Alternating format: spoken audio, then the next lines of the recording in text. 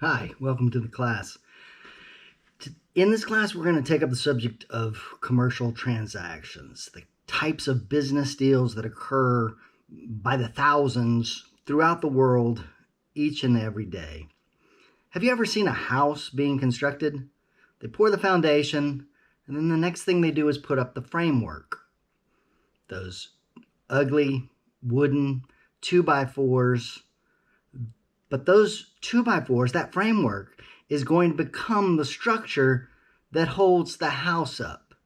And when we talk about commercial transactions law, it's the same thing. It's the structure that underlies our entire financial and economic system.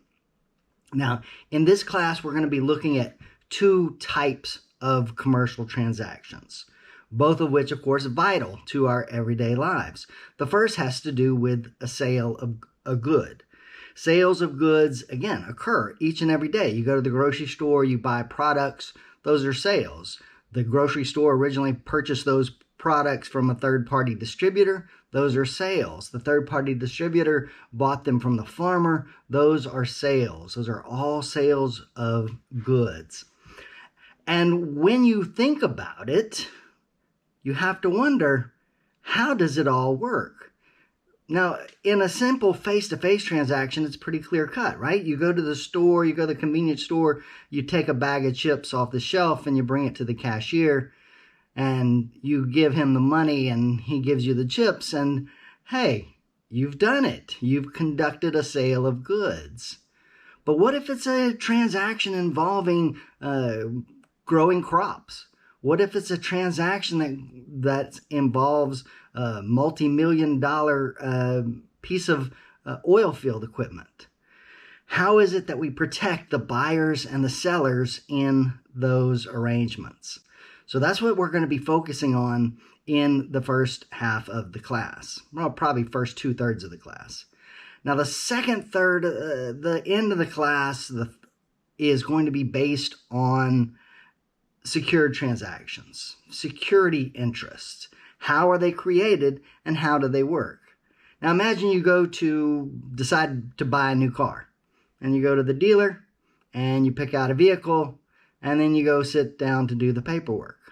Now the fact is you don't have $30,000 with which to buy this new car. So you've got to get a loan. You have to give a promise to pay back money to a third-party lender, either a bank or a financing company, or maybe even the dealer itself. Now, the bank will give you the loan, assuming that you meet their credit standards. However, the bank is going to be concerned because you're going to take the car, you'll have physical possession of the car, you can sell the car, and the bank needs to ensure that it gets paid its money back. So what the bank does is it takes a security interest in your vehicle. And that security interest protects the bank even though you have complete physical possession of the vehicle. So we'll be talking about the law that allows this type of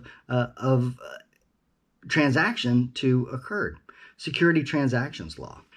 Now, in terms of taking the class, I got to say that the thing you need to focus on in here has to do with keeping up.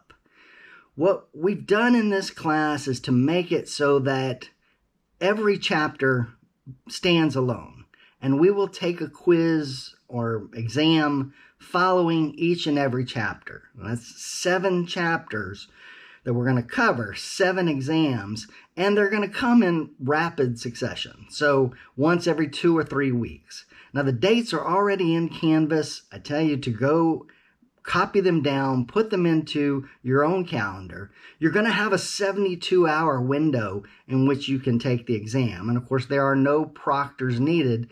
These exams are meant to be open book, open note. Having said that, though, there is a time factor. You'll have 75 minutes to take the exam, usually 30, 40, 50 questions per exam, so you're not going to have a lot of extra time. So studying is necessary as well. Keep up with the test. Keep up with the exams. Best advice that I can give you. Thanks for listening.